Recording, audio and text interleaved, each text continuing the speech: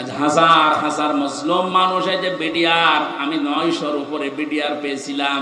আমার উপর তলায় যারা থাকতো অধিকাংশ বিডিআর মামলা কিচ্ছু জানে না, 14 বছর জেল খাটতেছে। বিশেষ করে মুন্সিগঞ্জের কয়েকজন আর পঞ্চগড়ের এক মুরব্বী, এত ভালো মানুষ আমার জীবনে জেলখানায় আমি পাইনি।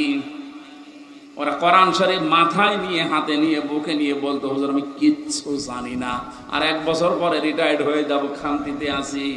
তো কি জানো কি হয়ে গেল আমার, এই যে বেকার ধরে 14 বছর আটকে রেখেছি।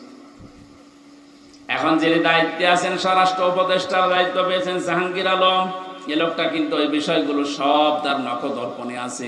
এবার জালেমরা টের পাবে।